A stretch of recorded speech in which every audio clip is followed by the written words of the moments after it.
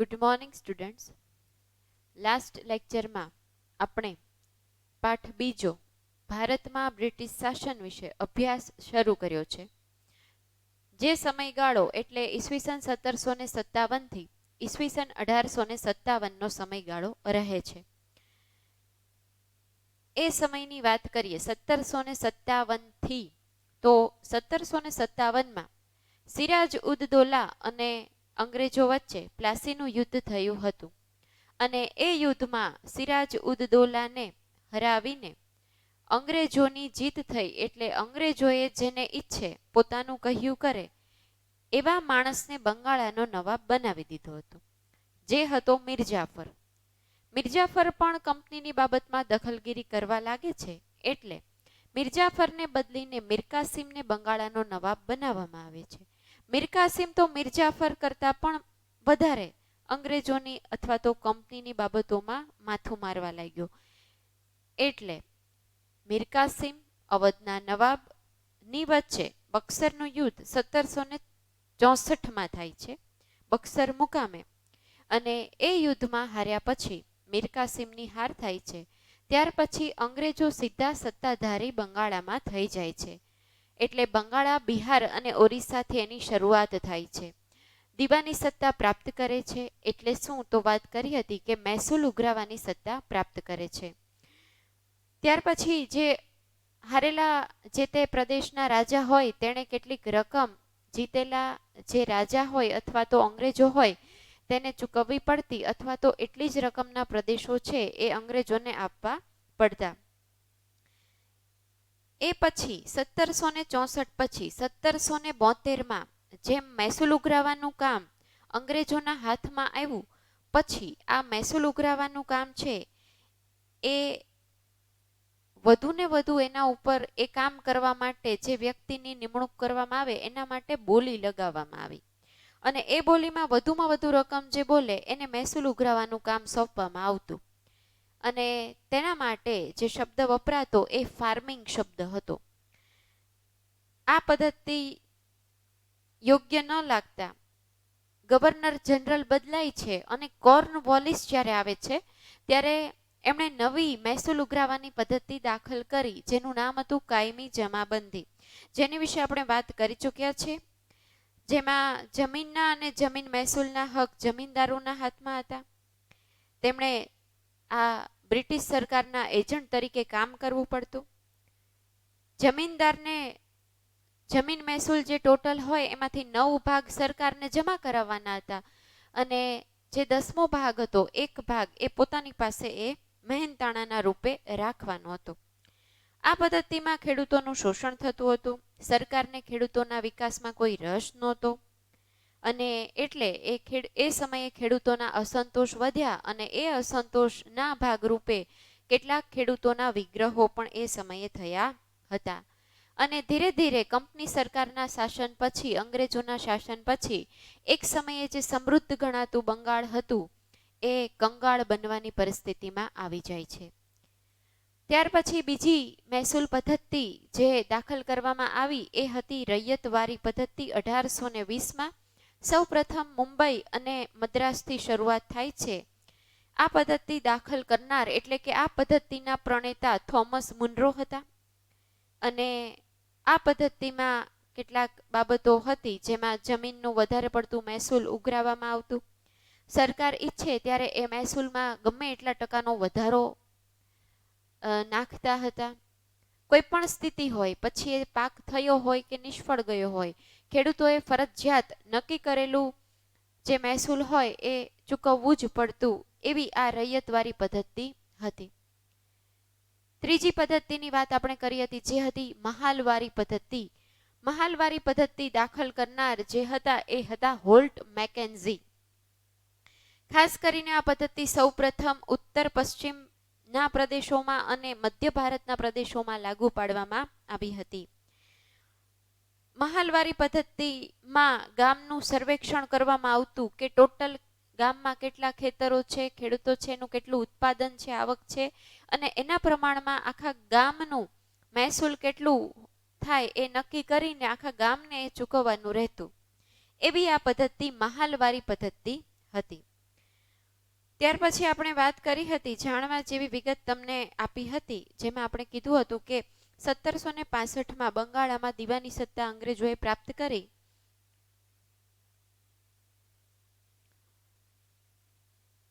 ત્યાર પછી કંપનીએ તેના કર્મચારીઓ પાસે બંગાળાની વાર્ષિક ઉપજની માહિતી એકઠી કરાવી હતી. વાર્ષિક ઉપજ એટલે વર્ષમાં એ કેટલું ઉત્પાદન કરે છે ને એમાંથી કેટલી આવક મેળવે છે, એવું તેમણે સૌ પ્રથમ બંગાળામાં મહેસૂલ ઉઘરાવવાની સત્તા જ્યારથી શરૂઆત થાય છે 1764માં બક્સરના યુદ્ધમાં જીત્યા પછી, એટલે કે 1765થી એવું એણે શરૂ કરાવ્યું હતું.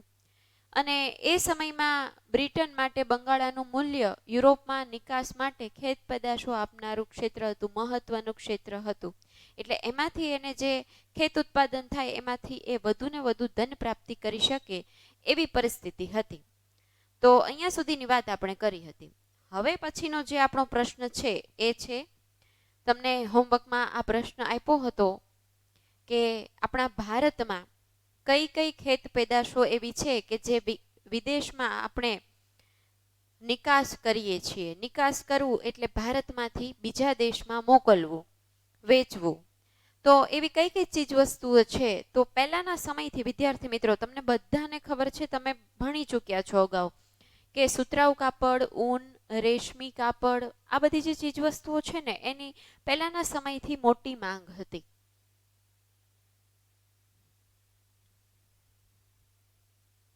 તો કઈ કઈ નિકાસ કરીએ છીએ એની વિશે વિગત છે અમુક, જે તમારે સાથે સાથે મારી નોંધતા જવાનું છે કે ભારતમાંથી બીજા દેશોમાં કઈ કઈ ચીજ વસ્તુઓની નિકાસ થાય છે. તો અગાઉ આવી ગયું છે, એમ છતાં આપણે એક લિસ્ટ તૈયાર કરીએ છીએ, જે તમે મારી સાથે જરૂર હોય તો નોંધતા જજો.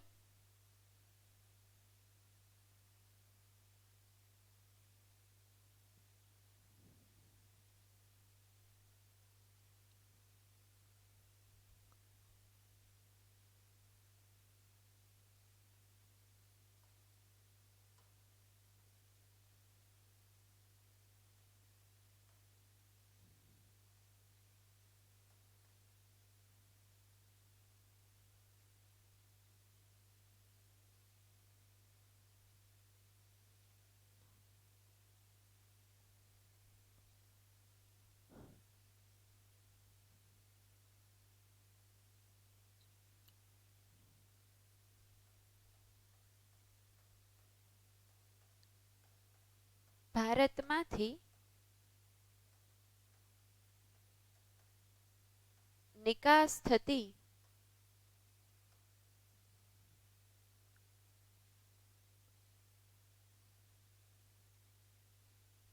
ખેત પેદાશો.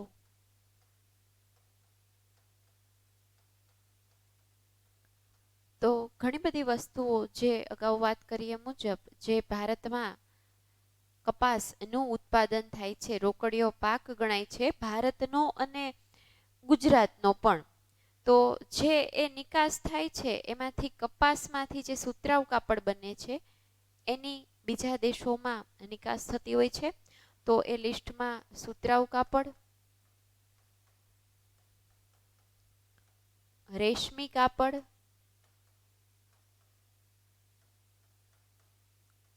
ઊન, શણ, મરી મસાલા,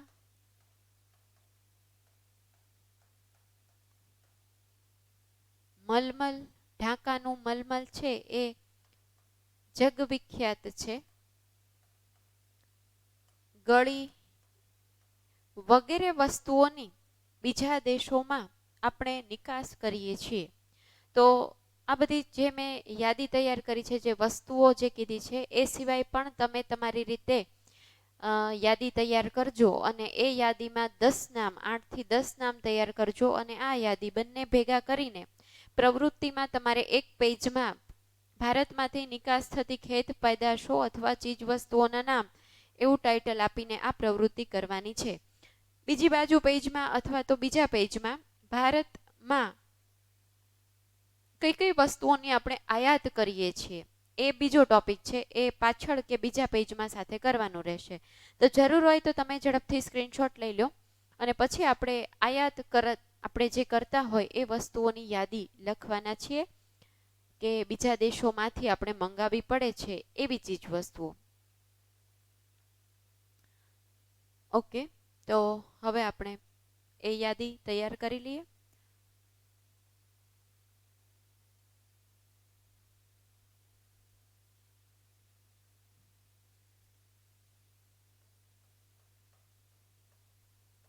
ભારતમાં આયાત થતી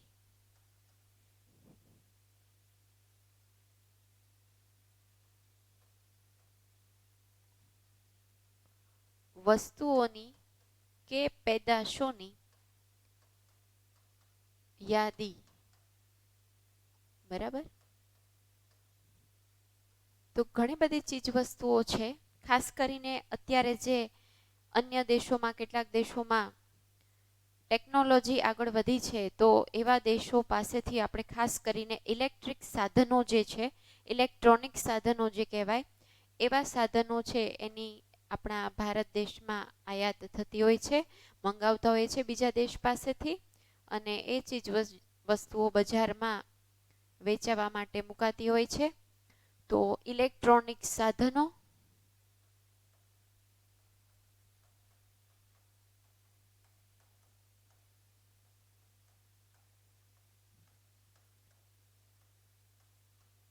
યંત્ર સામગ્રી,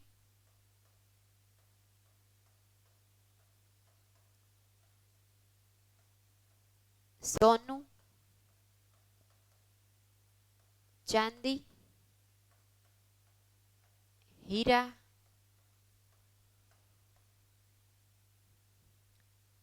એ ઉપરાંત કિંમતી કેટલાક પથ્થરો જે છે એ પણ બીજા દેશો પાસેથી ભારતમાં મંગાવવામાં આવતા હોય છે.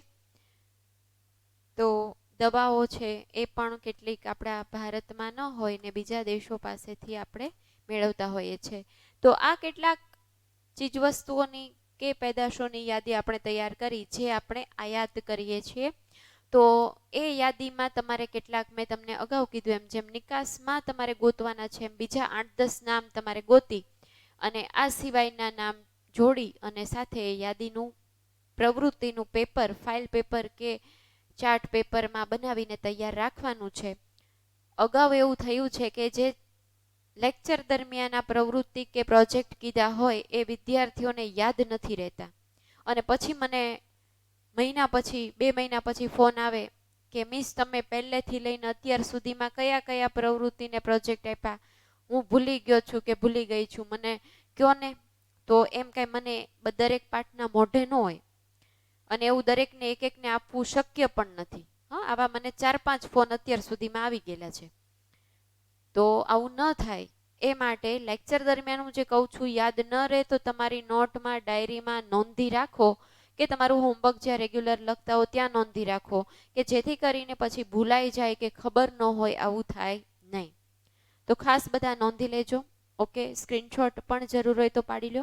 પછી આપણે આગળનો નેક્સ્ટ આપણો પોઈન્ટ છે એની વાત કરવાના છે. આ પ્રશ્ન હજી અધૂરો છે, ટૂંકમાં એની હજી ચર્ચા પણ કરવાના છે. તો આપણે આ આયાત અને નિકાસ કરીએ છીએ એ શા માટે કરતા હોઈએ?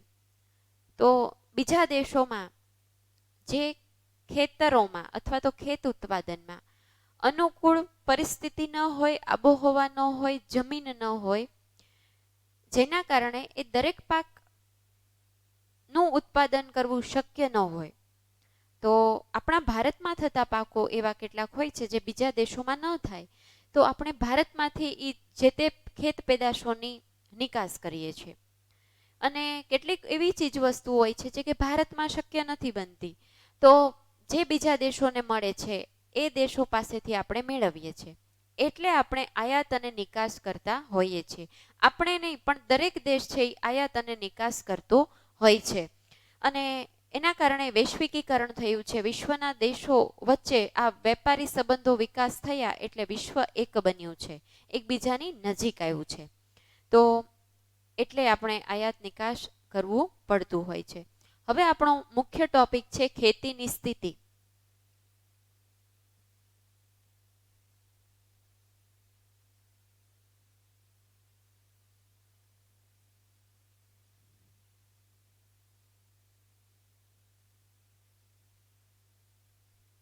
ઓકે.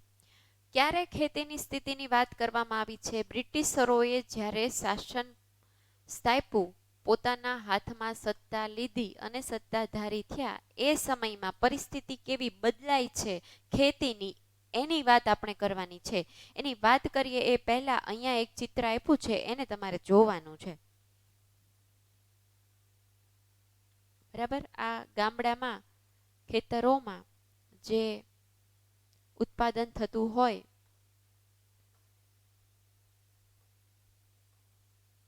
અને એનું જે બજાર ભરાતું હોય છે એનું ચિત્ર દર્શાવતું અહીંયા આપવામાં આવ્યું છે. બંગાળાના ગામડાઓનું એક ખરીદી વેચાણની જે જગ્યા છે એવું એક દ્રશ્ય છે, જ્યાં ઘણા બધા માણસો તમે ખરીદી કરતા જોઈ શકો છો.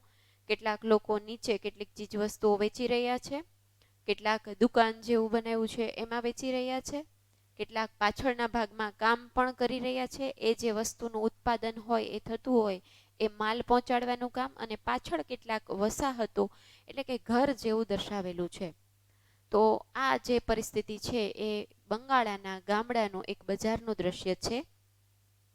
હવે આપણે મુખ્ય વાત શરૂ થાય છે કે બંગાળામાં અંગ્રેજોને જ્યારે દીવાની સત્તા મળે છે પછીથી, દીવાની સત્તા એટલે અગાઉ વાત કરી છે કે મહેસૂલ ઉઘરાવવાની સત્તા મળે છે પછી, ઈસ્ટ ઇન્ડિયા કંપનીનો મુખ્ય ઉદ્દેશ્ય શું હોય છે કે યુરોપમાં જે ચીજ વસ્તુઓની મોટી માંગ છે એ ભારતમાંથી પોતાના હસ્તક કરી લેવું, અને પોતે છે એ બીજા દેશોમાં જ્યારે એ નિકાસ કરે છે ત્યારે એમાંથી વધુ ને વધુ ધન પ્રાપ્તિ કરે છે, મોંઘા ભાવે એ વસ્તુ વેચે છે, વધુ નફો મેળવે છે.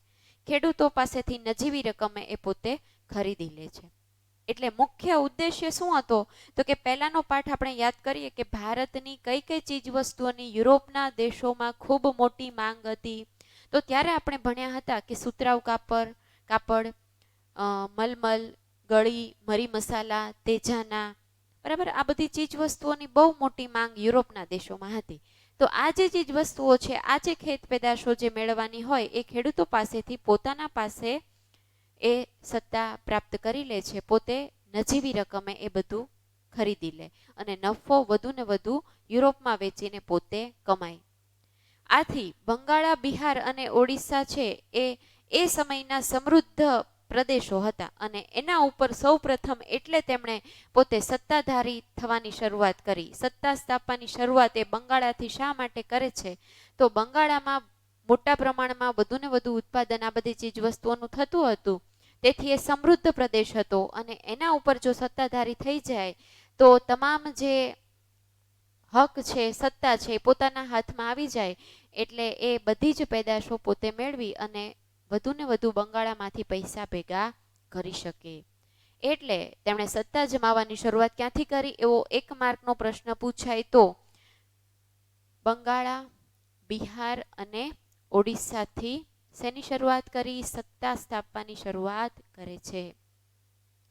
હવે જે આ કંપની હોય છે તે ભારતના ખેત પેદાશોના ખરીદ વેચાણના બજારો ઉપર પોતાનો ઇજારો સ્થાપવા માંગતી હતી. ઇજારો એટલે શું? માલિકી હક મેળવવા માંગતી હતી. શેનો? ખરીદ વેચાણનો. શેનું ખરીદ વેચાણ? તો કે ભાઈ ખેતરોમાં જે ઉત્પાદન થાય છે તેનું ખરીદ વેચાણ કરવાનો માલિકી હક કોની પાસે એને જોતો હતો? પોતાની પાસે જોતો હતો.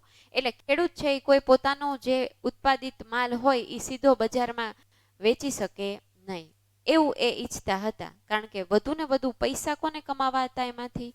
તો કે ભાઈ કંપનીને મેળવવા હતા. તેથી ઇંગ્લેન્ડમાં નિકાસ કરવાની જે જરૂરી વસ્તુઓ હતી તે મુખ્ય એ સમયના એ પ્રદેશોની ખેત પેદાશો હતી. આથી કંપનીએ ભારતમાં ખેતીનું પોતાની મરજી મુજબ વેપારીકરણ કરવાનું શરૂ કર્યું, એવા પ્રયાસ શરૂ કર્યા. વેપારીકરણ એટલે શું? તો કે અગાઉ વાત કરીએ મુજબ ખેડૂતો પાસેથી એ ખેત પેદાશો છે એ પોતે લઈ લે અને પછી પોતે છે એ બીજાને વેચે, એ પરિસ્થિતિનું સર્જન એટલે વેપારીકરણ કરવાનું શરૂ કર્યું. આ પાકોમાં મુખ્યત્વે ખેડૂતો પાસેથી કઈ કઈ ચીજ વસ્તુઓ મેળવતા હતા? તો કે અગાઉ આવી ગયું એ મુજબ ગળી છે, કપાસ છે, કાચું રેશમ છે, એમાંથી રેશમી કાપડ બનાવે, કપાસમાંથી સુતરાઉ કાપડ બનાવે. ગળીનું ઉત્પાદન હોય તો એ વધુ ને વધુ ઉત્પાદન કરવાનું ખેડૂતોને કહે, પણ નજીવી કિંમતે પોતે લઈ લે. અફીણ છે અને મરીનો સમાવેશ મુખ્યત્વે આ પ્રાંતોમાં આ પ્રદેશોમાંથી થતો હતો.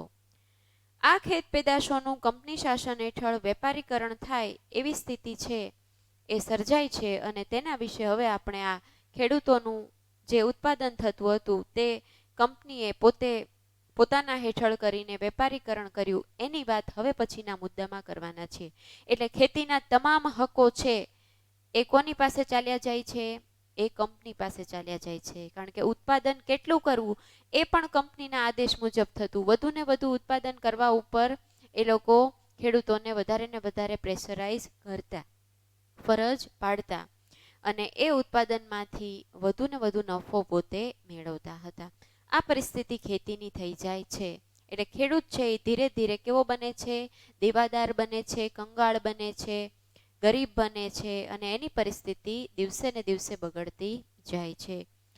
તો હવે પછીનો મુદ્દો વેપારીકરણ જે થયું એની વાત. તો કઈ કઈ વસ્તુઓમાં થયું એ સૌ પ્રથમ આવે છે. એમાં આવે છે કાચું રેશમ. બરાબર. હવે આ જે દેશોની યાદી છે એ અત્યારે તમારા માટે કોઈ આ ટોપિકને રિલેટેડ અત્યારે વધુ જરૂર નથી, એટલું ડીપમાં જવાનું નથી. તમારે માત્ર આ હું જે અહીંયા આગળ આપ્યું છે પ્રવૃત્તિ, એ દેશોના સ્થાન જો ન મળે તો વાંધો નહીં, હું તમને પછીના લેક્ચરમાં એનો એક નકશો છે એ બતાવીશ અને કેટલાક દેશોની યાદી છે એ તૈયાર કરાવડાવીશ. તમારી રીતે તમે ગોતવાની ટ્રાય કરજો. ન મળે તો એ કેરેબિયન સમુદ્રની આસપાસના કેટલાક દેશો છે જે ટાપુમય દેશો છે, એવા દેશો તમને હું દર્શાવીશ અહીંયા અને નોંધ કરાવીશ. તમે આજે હોમવર્કમાં આ સાથે સાથે પોઈન્ટ લખી લેજો. એવા 5 થી 7 કે વધીને 8-10 નામ તમારે એ દેશોના નોંધવાના છે અને એ દેશો જો મેપમાં મળે તો તમારે જોવાના છે. માત્ર જોવાના જ છે, દેશોના નામ લખવાના છે. બરાબર. ન ખબર પડે તો હું નેક્સ્ટ લેક્ચરમાં ફરીવાર દેખાડીશ. આ એટલે હું નેક્સ્ટ લેક્ચરમાં બાકી રાખતી હોઉં છું કે કેટલુંક તમને જે થિયરી બેઝ તમે ભણતા હો ને, સાથે સાથે જો હું જ તમને બતાવી દઉં તો એ બતાવી દઉં ને ભૂલી જાઓ, એટલું પૂરતું રહી જાય છે. પણ તમે જો આમાં રસ લ્યો અને તમે સર્ચ કરો અને તમે માહિતી એકઠી કરો તો તમને વધારે આ ટોપિક ભણવાની મજા આવશે અને તમને એ વધારે ઊંડો અભ્યાસ એમાં થશે તો સારી રીતે યાદ પણ રહી જશે. તો એટલા માટે હું નેક્સ્ટ લેક્ચરમાં કહીશ એવું કહેતી હોઉં છું. તો તમે મળે એટલી યાદી તૈયાર કરજો, બાકીના હું તમને દર્શાવીશ અને કહીશ. બરાબર.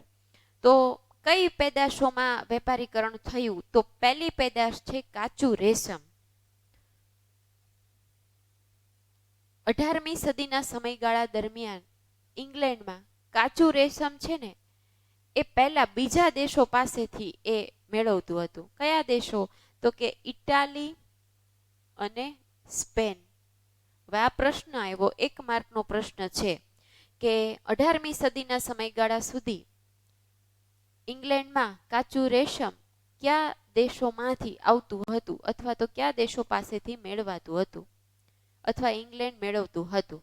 તો કયા 2 દેશો? સ્પેન અને ઇટાલી. MCQમાં 4 ઓપ્શન આપ્યા હોય, એક દેશ સરખો હોય, બીજો ફેરવી નાખ્યો હોય, તો એ 2 દેશોના નામ તમારે યાદ રાખી લેવાના છે. કયા 2 દેશો? સ્પેન અને ઇટાલી ઇંગ્લેન્ડમાં. પરંતુ જો બંગાળામાં થતું રેશમ આ કંપની પાસે આવી જાય તો બ્રિટનને આ સ્પેન અને ઇટાલી ઉપર નિર્ભર રહેવું ન પડે, કારણ કે ભારતમાં તો એ સત્તાધારી થઈ જ ગયા હતા અને સત્તા જમાવી બેઠા હોય તો તમામ હકો એ કંપની પાસે મોટાભાગના આવી ગયા હતા. એટલે એ એવું નક્કી કરે છે કે હવે આ 2 દેશો ઉપર નિર્ભર ન રહેવું પડે, એટલે ગમે તેમ કરીને ખેડૂતો પાસેથી આ જે કાચું રેશમ છે એ મેળવી અને ઇંગ્લેન્ડમાં મોકલી દેવું. બરાબર. તો ઇંગ્લેન્ડમાં ભારતમાંથી નિકાસ થાય એવી પરિસ્થિતિ ક્યારે શરૂ થઈ? તો કે ભાઈ ખેડૂતો ઉપર ફરજ પાડવામાં આવતી, જોરો જુલમ કરવામાં આવતા અને ધીરે ધીરે 19મી સદીના અંત સુધીમાં ભારતના ખેડૂતો પાસેથી આ કાચું રેશમ મેળવીને ઇંગ્લેન્ડમાં મોકલવામાં આવતું અને એ સત્તા કંપની પાસે, કંપની હસ્તક થઈ જાય છે. એટલે કે વેપારીકરણ થઈ ગયું હતું. ખેડૂતોના હાથમાંથી આ પોતાના ઉત્પાદિત વસ્તુઓનું વેચાણ કરવાની અને નફો મેળવવાની જે સત્તા હોય છે એ ચાલી જાય છે. તો આ પરિસ્થિતિ કાચું રેશમની થઈ. પહેલા 2 દેશો પાસેથી મેળવતા હતા એ દેશો ઉપર નિર્ભર ન રહેવું પડે, એનો આધાર ન રાખવો પડે, એટલે ભારતમાં એમણે વેપાર કરવાની શરૂઆત કરીને ધીમે ધીમે સત્તાધારી થયા અને આ ભારતના ખેડૂત ઉપરથી ગમે તેમ કરીને આ કાચું રેશમ છે મેળવવાના પ્રયાસો કરવા લાગ્યા અને ખેડૂતોને અંતે ગમે તેમ કરીને જોર જુલમ કરીને અન્યાયી મહેસૂલ વસૂલીને ફરજ પાડીને દંડ કરીને સજા કરીને ગમે તેમ કરીને એ મેળવી લેવામાં સફળતા મેળવે છે અને રેશમ ઉપર પણ પોતાની સત્તા સ્થાપી દે છે. બીજું જે હતું એ પેદાશ છે ગળી. ગળી ઉપર પણ પોતાનો ઇજારો સ્થાપી દે છે. કેવી રીતે? તો કે ગળી છે એ રંગ કામમાં વપરાતું એક દ્રવ્ય છે. સફેદ કપડા ઉપર જો ગળીનું પાણી છે એ એમાં બોળી અને સૂકવવામાં આવે તો કપડાં છે એ વધારે સારા સફેદ અને ચમકતા લાગે. તમારા ઘરમાં પણ તમારા મમ્મીને પૂછજો, મમ્મી છે એ સફેદ કપડામાં ગળી કરતા હશે. તો આ એક વપરાતું ગળી એક દ્રવ્ય છે. તેનો છોડ છે એ ગરમ પ્રદેશોમાં ભારતમાં થાય છે. પ્રશ્ન 1 માર્કનો, ગળી છે એ કેવા પ્રદેશોમાં થતો પાક છે? તો કેવા પ્રદેશોમાં? ગરમ પ્રદેશોમાં થાય છે. ગરમીનું પ્રમાણ તાપમાન જ્યાં વધારે હોય ને ત્યાં આ ગળી છે એનું ઉત્પાદન થઈ શકે છે અને તેની બીજા દેશોમાં ખૂબ મોટી માંગ હતી. આપણે અગાઉની જે યાદી છે એમાં તૈયાર કરી એમાં યાદ કરો, નિકાસ કરીએ છીએ એમાં ગળીનું નામ પણ હતું. કારણ શું? તો કે બીજા દેશોમાં આ ગળી છે એની ખૂબ મોટી માંગ હતી. કાપડ ઉપર ભારતની ગળીનો રંગ ચમકતો હોય તે રીતે ઉપસતો હતો, એટલે ભારતની જે ગળી હતી ને એની ખૂબ માંગ એના લીધે હતી અને આવો રંગ અન્ય ગળીથી ઉપસતો નહોતો. બીજા દેશો પાસેથી જો મેળવવામાં આવે તો એવું ભારતની ગળી હોય એવો રંગ ઉપસતો નહોતો, એટલે એવું દેખાતું નહોતું કાપડ. જેવું ભારતની ગળી વાપર્યા પછી એ બીજા દેશોને, યુરોપિયન દેશોને લાગ્યું હતું. તેથી તેનો ઉપયોગ સુતરાઉ કાપડને રંગવામાં થતો અને આ યુરોપિયન દેશોને પહેલાના સમયમાં 1790 સુધી આ ગળી છે એ ક્યાંથી મળતી હતી આપ્યું છે. જુઓ, પ્રશ્ન પૂછાશે હો પાછો કે યુરોપિયન દેશોને 1790 સુધી ગળી છે એનો પુરવઠો કયા દેશો પાસેથી મળતો હતો? તો કેરેબિયન દેશોમાંથી મળતો હતો. તો કેરેબિયન દેશોની યાદી મેં અહીંયા બનાવવા આપી છે. જો અહીંયા આગળ તમને આ હોમવર્કની પ્રવૃત્તિ આપી છે તો એ દેશોના નામ તમારે જાણવાના છે. પછી અહીંયા તમે પ્રશ્નના ઉત્તરમાં સાથે એડ કરી શકો. શું? તો કે ભાઈ કયા કેરેબિયન દેશોમાંથી ગળીનો ઉત્પાદન થતું, એનો પુરવઠો મળતો? ઇંગ્લેન્ડમાં, બરાબર, તો અથવા તો યુરોપિયન અન્ય દેશોમાં. તો કયા દેશો પાસેથી? તો કે કેરેબિયન દેશો પાસેથી. તો એ કેરેબિયન દેશોના નામ પણ સાથે તમે 4-5 લખી શકો કે આ જે કેરેબિયન દેશો છે એના પાસેથી યુરોપિયન દેશોને ગળીની જે માંગ હતી એ પ્રમાણે એનો પુરવઠો પહેલા મળી રહેતો હતો. ક્યારે? 1790 સુધીમાં મળતો, પરંતુ તેનું ઉત્પાદન આ દેશોમાં ઘટી જાય છે જે તે કારણોસર. બરાબર, દેશની જે તે પરિસ્થિતિ છે, ભૌગોલિક પરિસ્થિતિ હોય, આબોહવામાં પરિવર્તન આવ્યું હોય, તાપમાન છે એ પહેલા કરતા એટલું ગરમ ન હોય ને ઘણા બધા સંજોગો હોય કે પાકને અનુકૂળ ન હોય, એવા ઊભા થાય એટલે ઉત્પાદન છે એ ઘટી જાય છે અને એટલે આ યુરોપિયન દેશોમાં ભારતની ગળીની ખૂબ મોટી માંગ હવે વધવા લાગી અને આથી અંગ્રેજોએ ભારતમાં પોતાના હેઠળ આ સત્તાધારી થયા પછી, હકુમત સ્થાપ્યા પછી ગળીનું ઉત્પાદન ભારતમાં વધારવા માટે ખેડૂતો ઉપર દબાણ કરવા લાગ્યા અને એટલે એ ગળીનું ઉત્પાદન વધે અને એટલે એ ગળી છે એ કયા દેશોમાં? તો કે યુરોપિયન દેશોમાં જ્યાં માંગ હોય ત્યાં વેચવામાં આવે ને એમાંથી એને વધુ ને વધુ નફો મળે. એટલે આ કંપનીએ આ ગળીનું ઉત્પાદન વધારવા માટે ખેડૂતો ઉપર દબાણ કર્યું અને ખેડૂતોએ આ જે ઉત્પાદન કર્યું હતું તે 2 પ્રકારે કરતા હતા. ભારતમાં ગળીના ઉત્પાદનની મુખ્યત્વે 2 પદ્ધતિ હતી. કઈ 2 પદ્ધતિ હતી એવો પ્રશ્ન પણ પૂછાય. તો કઈ બે પદ્ધતિ? પહેલી પદ્ધતિ જે છે એ નીજ નામે ઓળખાતી અને બીજી પદ્ધતિ છે એ રૈયતી પદ્ધતિ તરીકે ઓળખાતી. પ્રશ્ન આવી રીતે પૂછાઈ શકે કે ભારતમાં ગળીના ઉત્પાદનની કઈ બે પદ્ધતિ હતી અથવા કેટલી પદ્ધતિ હતી, કઈ કઈ? તો ભારતમાં ગળીના ઉત્પાદનની મુખ્યત્વે બે પદ્ધતિઓ હતી અથવા બે પદ્ધતિએ આ ઉત્પાદન થતું હતું. પહેલું હતું એ છે નીજ અને બીજું છે એ રૈયતી. હવે બંને એ પદ્ધતિ શું છે, કેવી રીતે ઉગતું એની વિશે આપ્યું છે એ સમજીએ. તો નીજમાં કેવી રીતે? તો કે નીજ પ્રથા જે હતી એમાં ઉત્પાદકો પોતાના પોતાના હળ, બળદ અને ઓજારોનો ઉપયોગ કરીને ખેતી કરતા. ફરી વખત, નીજ પ્રથામાં, જો ખાસ બીજો કલર વાપરું છું એ પ્રશ્ન પૂછાય કે નીજ પ્રથા મુજબ ગળીનું ઉત્પાદન કેવી રીતે થતું, તો તમારે એ ખાસ નીજ પ્રથા વિશે લખવાનું રહે.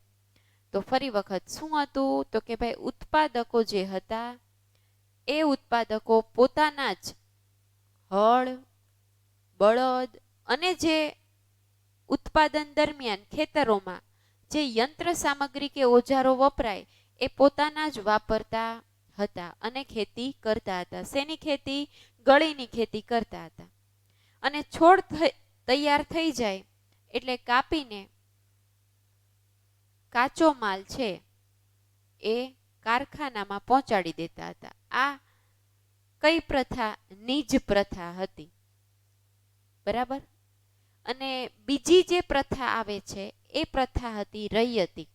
ફરી વખત, નીજ પ્રથામાં શું હતું? તો કે જે ઉત્પાદક હોય એ પોતાના જ હળ, બળદ અને ઓજારો કે યંત્રો વાપરતા, ખેતી કરતા, પછી કાચો માલ તૈયાર થાય એને પછી કાપીને કારખાના સુધી પહોંચાડી દે, એને નીજ પ્રથા મુજબ ખેતીનું ઉત્પાદન ખેતીમાં ગળીનું ઉત્પાદન કર્યું કહેવાય.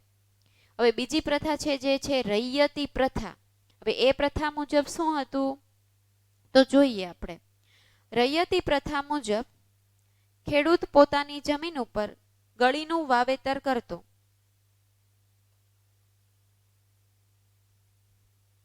આ પહેલું. બરાબર, રૈયતી પ્રથાની વાત છે. અને તે તૈયાર થઈ જાય એટલે બાંધ્યા ભાવે કારખાનેદારને વેચી દેતો. બાંધ્યા ભાવ એટલે નક્કી કરેલી રકમ મુજબ કે આટલું ઉત્પાદન લગભગ અંદાજિત થશે, એનો આટલો ભાવ લઈશ અને તમારા કારખાના સુધી પહોંચાડી દઈશ. અને કારખાનેદારને એ જે વેચતો એ કારખાનાનો માલિક હોય એ ખેડૂતને પાછો લોન પણ આપતો. એ નક્કી થઈ જાય કે હું મારું ઉત્પાદન છે એ આટલું ઉત્પાદન અંદાજિત છે એ તમને વેચી દઈશ, તમને આપી દઈશ, આટલો કાચો માલ પૂરો પાડીશ અને એના બદલામાં તમારે મારે ખેતીમાં પાક લેવા માટે પૈસાની જરૂર છે, તો એ લોન સ્વરૂપે આ કારખાનેદાર ખેડૂતને લોન આપતો, પૈસા આપતો. અને આમ મોટા ભાગનું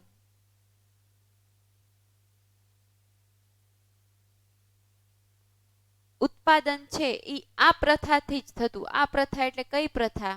તો કે ભાઈ રૈયતી પ્રથા. જો અહીંયા આગળ તમને બે ચિત્રો આપ્યા છે જેમાં ગળીના કારખાનામાં લઈ જતા નીલના છોડનું એક દ્રશ્ય આપ્યું છે અહીંયા, બરાબર. અને બીજો જે વિસ્તાર બતાવ્યો છે એ ગળીના ખેતર પાસે જે કારખાનું હોય એનું એક દ્રશ્ય છે કે પાક અહીંયા ને અહીંયા થાય, અહીંયા કારખાનું હોય, અહીંયા વેચાઈ જાય અને કારખાનાનો જે માલિક હોય એને બનાવ્યો હોય એને પૈસા ખેડૂતોને આપી દીધા હોય. મોટા ભાગે ભારતમાં એ સમયે કઈ પદ્ધતિએ, કઈ પ્રથાએ ઉત્પાદન ગળીનું થતું? તો રૈયતી પ્રથાનો ઉપયોગ વધારે થતો. અને આ ગળીના ઉત્પાદકોને વધુ લાભદાયક હતું. એટલે આ પૈસા એને કાંઈ રોકવા ન પડે, કારખાનેદાર હોય એ જ પૈસા આપે, એમાંથી જ ઉત્પાદન થાય ને માલ વેચાય એટલે પૈસા પાછા મળી જાય. એટલે આ પ્રથા વધુ પ્રચલિત હતી. એક તો તેના ભાવ નીચા બાંધવામાં આવતા અને ખેડૂતને તેનું વાવેતર કરવા મજબૂર કરવામાં આવતો. કંપનીના હાથમાં સત્તા આવ્યા પછીની વાત છે. કંપનીના હાથમાં સત્તા આવ્યા પછી ગળીનું ઉત્પાદન કરવા માટે અગાઉ મેં વાત કરી એ મુજબ ખેડૂતોને ફરજ પાડવામાં આવતી અને ખેડૂત જો ઇનકાર કરે તો તેના ઉપર જોરો જુલમ કરવામાં આવતા. ફરજ પાડીને મજબૂર કરીને ગમે તેમ કરીને ઉત્પાદન વધારે અને એ ઉત્પાદન કંપની પાસે આવે અને કંપની એમાંથી પૈસા મેળવે એવી સત્તા જમાવ્યા પછીની એ સમયની કંપનીની ખેડૂતો ઉપર ફરજ પાડવાની નીતિ હતી. અને એ સમયે જોરો જુલમ કરવામાં આવે અને તેના પાકનો નાશ પણ કરવામાં આવે. જો એ વેચવાનો કંપનીને ના પાડે તો બીજા કોઈને વેચી ન શકે, એટલે ગમે તેમ કરીને એનો પાક નાશ પામે એવી પરિસ્થિતિ ઊભી કરી દેતા. ખેડૂતો ઉપર ઉત્પાદકોની ધાક જાળવી રાખવા કંપનીના મળતિયાઓ અનેક પ્રકારની ગેરરીતિઓ આચરતા. હવે આ મળતિયાઓ એટલે શું?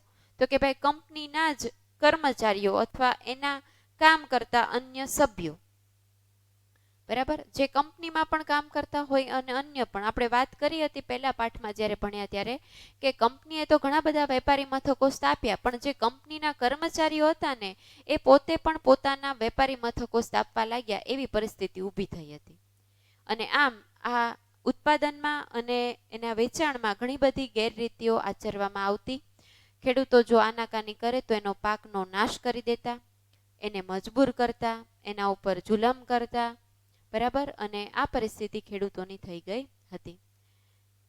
અને ખોટા હિસાબો ઘણી વખત રાખતા, ખેડૂતો પાસે ફરજિયાત વાવેતર કરાવતા અને કંપનીના શાસકો છે તેના અમલદારો હોય, ગળીના ઉત્પાદકો હોય અને એકબીજા સાથે મળેલા હોય, એટલે ખેડૂતોનું તો શોષણ ગમે તે રીતે થાય ને થાય. અને ખેડૂતોની કોઈ વાત, કોઈ ફરિયાદ એ સાંભળવામાં આવતી નહીં. એ સમયે કંપની કોઈ ખેડૂતોની પરિસ્થિતિને ધ્યાનમાં લેતું નહીં, એની કોઈ ફરિયાદનો કોઈ નિકાલ કરતું નહીં. અને આ અસંતોષના કારણે એ સમયે ઈસવીસન 1859 અને 60માં ગળીના કેટલાક ઉત્પાદનના આવા પ્રશ્નો ખેડૂતોના ઊભા થયા, એટલે કેટલાક રમખાણો, વિદ્રોહો ફાટી નીકળ્યા હતા જે ખેડૂતો દ્વારા કરવામાં આવ્યા હતા. પણ એ પરિસ્થિતિને પણ દાબી દેવામાં આવે છે અને એમાં કંપનીનું જ એ વર્ચસ્વ રહે છે અને એ જે ખેત પેદાશ છે એના ઉપર એ ગમે તેમ કરીને ઇજારો પ્રાપ્ત કરે છે. એમ છતાં કેટલાક એ સમયે આંદોલનો પણ થયા હતા અને એ આંદોલનમાં આપણા ગાંધીજી પણ જોડાયા હતા. અને એ સમયે પછી પરિસ્થિતિ ખેડૂતોની થોડી ઘણી બદલવામાં એ સફળ થયા હતા. પણ એ ઉત્પાદન દ્વારા કંપનીએ પોતે વધુને વધુ નફો મેળવ્યો હતો અને ભારતના ભોગે પોતે ઇંગ્લેન્ડને સમૃદ્ધ કર્યું હતું. તો વિદ્યાર્થી મિત્રો, અહીંયા આગળ એક ચર્ચા કરોનો પ્રશ્ન પણ આપ્યો છે, એ તમારે જોવાનો છે. સાથે આપણે પહેલા જોઈ લઈએ, જે છે તમારા વિસ્તારમાં થતા કોઈ એક રોકડિયા પાક અથવા તો બજારમાં વેચાવામાં આવતો હોય એવો પાક હોય એની માહિતી મેળવવાની છે. રોકડિયો પાક પહેલા કોને કહેવાય એ સમજવું પડે. તો રોકડિયો પાક એટલે એવો પાક કે જેમાં વધુ ને વધુ નફો મળે, બરાબર. અને જે ઉત્પાદન થાય એ ઉત્પાદનની બજારમાં બહુ મોટી માંગ હોય અને બજારમાં તરત ને તરત એ માલ ઉત્પન્ન થાય ને વેચાઈ જાય, એવો માલ છે ને એને રોકડિયા પાક કહેવાય. અને એ રોકડિયો પાક થતો હોય એ માલ કહેવાય. અને ઘણી વખત તો એટલી બધી માંગ હોય છે કે એનું ઉત્પાદન, ખેતી જે થઈ છે, ખેતરોમાં જે પાક થયો છે ને ત્યાં ખેતરમાં જ એનો સોદો કરી નાખવામાં આવે અને તાત્કાલિક ધોરણે પાક તૈયાર થાય એટલે એ જે સોદો થયો એ મુજબ એને વેચવાનો રહે. અને એટલે એમાં વધુ ને વધુ ખેડૂતોને નફો મળતો હોય છે. કપાસ છે, શણ છે, રબર છે, તમાકુ છે, ચા કોફી છે, મગફળી છે, એ બધા રોકડિયા પાક છે કે જેનું ઉત્પાદન થાય, પાક થાય અને તરત ને તરત વેચાઈ જતા હોય છે ને ખેડૂતોને વધુ ને વધુ નફો આ પાકોને ઉત્પાદન કરી અને વેચવામાં થતો હોય છે. ભારત છે એ કપાસના ઉત્પાદનમાં બીજા નંબરે છે. રોકડિયા પાકમાં પહેલા નંબરે ચીન છે અને બીજા નંબરે ભારતનું સ્થાન છે. અને ભારતનો એ રોકડિયો પાક ગણાય છે. તમારે એવા કોઈ પાક વિશે વિશેષ માહિતી મેળવવાની છે. કયા વિસ્તારમાં થાય છે? મેં હમણાં વાત કરી કે કપાસ છે એ ગુજરાત અને ભારત બંનેનો રોકડીયો પાક છે. એટલે ગુજરાતમાં પણ થાય છે અને ભારત આખામાં ઘણા બધા રાજ્યોમાં પણ એ પાક લેવાય છે. તો ગુજરાતની વાત કરીએ તો ગુજરાતમાં મગફળીનું ઉત્પાદન પણ વધારે થાય છે. મગફળી પણ રોકડીયો પાક છે. એ સિવાય કેરી છે, કેળા છે, ગુલાબ છે, એવા બધા પાકો છે એ ગુજરાતમાં લેવાતા હોય છે અને એનું ઉત્પાદન થાયને તરત વેચાઈ જતા હોય છે વધુ નફો મેળવીને. તો આ મેં તમને પાકની વિગત કહી. હવે તમારે કોઈ પણ એક પાક વિશે, એની ખેતી ક્યાં થાય છે, એનું વેચાણ શા માટે કઈ રીતે થાય છે, કઈ જગ્યાએ એનો ઉપયોગ થાય કાચો માલ તરીકે, અને એ નિકાસ ક્યાં કરવામાં આવે છે. એટલે કે આપણા દેશમાં તો એ વપરાતું જ હોય પણ સાથે સાથે બીજા દેશોમાં પણ એની નિકાસ થતી હોય. તો એવી બાબતો તમારે મેળવી, માહિતી મેળવી અને એકઠી કરવાની છે અને એની એક નોંધ સરસ તૈયાર કરવાની છે. તો આ બે પ્રવૃત્તિ આજના લેક્ચર દરમિયાન તમને જે આપી છે એ તમારે તૈયાર કરવાની છે. બે ની આમ તો ત્રણ થઈ. એક તો આયાત નિકાસની નોંધ કરવાની છે, બીજું કેરેબિયન દેશો છે એની યાદી તૈયાર કરવાની છે, 5 થી 7 દેશો કે વધીને 8 થી 10, અને ત્રીજું જે છે એ છે રોકડિયા પાક, કોઈ પણ એક પાકની વિગત મેળવવાની છે, ક્યાં આગળ એનું ઉત્પાદન થાય છે, ખેત ઉત્પાદન ક્યાં થાય, ક્યાં વેચાણ થાય છે, અને એ જે ઉત્પાદન થાય છે એ કાચા માલ તરીકે ક્યાં ઉપયોગમાં આવે છે, અને ભારતમાં અને અન્ય જગ્યાએ ક્યાં આગળ એની નિકાસ થાય છે. બરાબર, જેમ કે ગુજરાતમાં ઉગતું હોય તો એ ભારતમાં અન્ય રાજ્યોમાં પણ એની નિકાસ થતી હોય. એ ઉપરાંત આંતરરાષ્ટ્રીય બજાર પણ ધરાવતા હોય તો એ નિકાસ ક્યાં થાય છે એની વિગત મેળવવાની છે. એટલે બધીને તમારે એક પેજમાં આવી જાય એટલું લખવાનું છે, વધારે લખવાનું નથી. તો આ બધી જે પ્રવૃત્તિ છે એ ફરજિયાત હોય છે, તમારે દરેકે કરવાની જ હોય છે. અમુક બાબતો હું જે કહેતી હોઉં છું કે તમને ન કદાચ મળે માહિતી તો હું બીજા લેક્ચરમાં, પછીના લેક્ચરમાં કહેતી હોઉં છું, તો ત્યારે સાથે નોંધ કરી લેવી. હું બોલતી હોઉં, સમજાવતી હોઉં ત્યારે અમુક બાબતો બોર્ડ પર પણ નોંધું છું, તો એમાં તમારે એ માહિતી સાથે નોંધી લેવી, તૈયાર કરી લેવી. તો અહીંયા સુધી આજનો લેક્ચર આપણે રાખીએ છીએ. આની પછીની જે વિગત છે, અન્ય જે ઉત્પાદિત વસ્તુઓ જેનું વેપારીકરણ થવા લાગ્યું હતું, કંપનીના હાથમાં સત્તા આવી હતી, તેવા પાકોમાં આપણે હજુ કપાસની વાત કરવાના છીએ અને પછી કેટલીક જનજાતિઓની સ્થિતિ, એની પ્રવૃત્તિઓની વાત કરવાના છે. તો આજનો લેક્ચર જે ભણ્યા તેના આધારે હવે હું તમને હોમવર્ક આપું છું, તમે મારી સાથે નોટ ડાઉન કરી લો.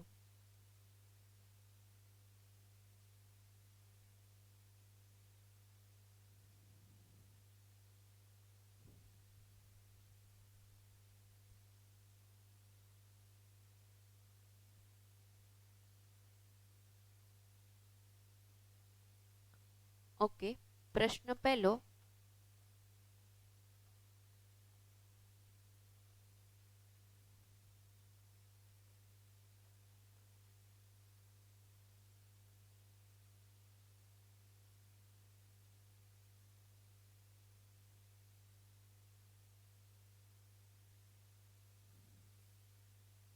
અઢારમી સદીમાં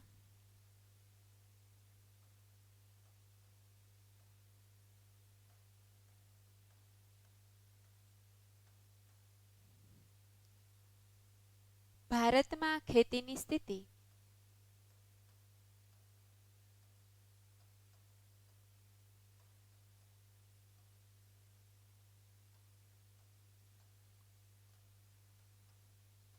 કેવી હતી?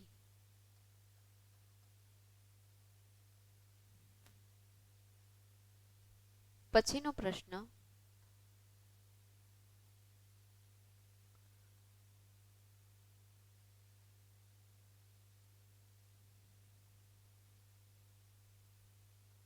ભારતમાં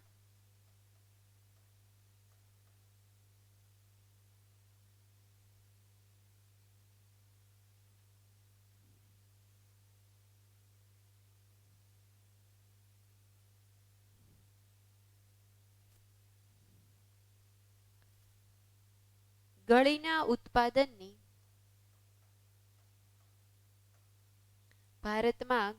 ઉત્પાદનની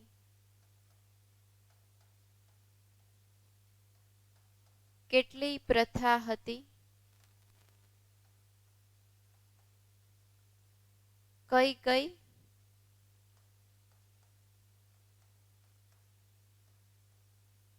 તે પ્રથા વિશે જણાવો, માહિતી આપો. એટલે કઈ પ્રથા આવશે? નિજ અને રૈયતી પ્રથા. બરાબર. 18મી સદીના સમયગાળા સુધી 18મી સદીના સમયગાળા સુધી ઇંગ્લેન્ડમાં કાચું રેશમ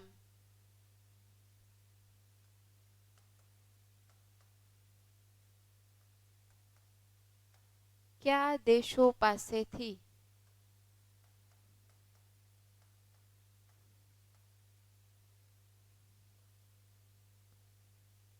મેળવાતું હતું? આપણે અગાઉ આ વાત કરી ચૂક્યા છે કે આવી રીતે પ્રશ્ન પૂછાઈ શકે. કયા બે દેશો હતા? સ્પેન અને ઇટાલી. બરાબર. પછીની વાત કરીએ તો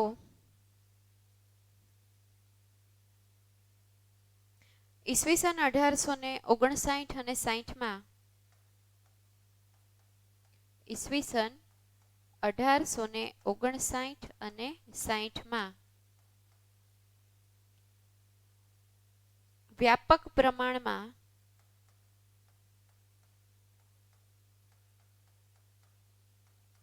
ગળીના રમખાણો થયા.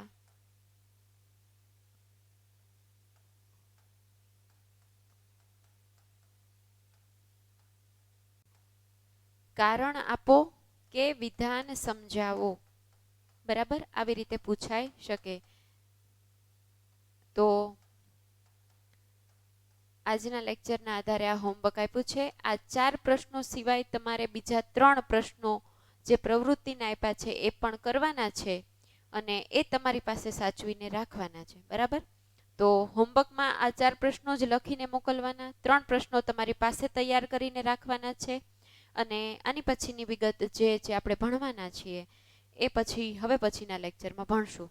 તો ઝડપથી તમે હોમવર્કનું નોંધ કરી લો કે સ્ક્રીનશોટ પાડી લો.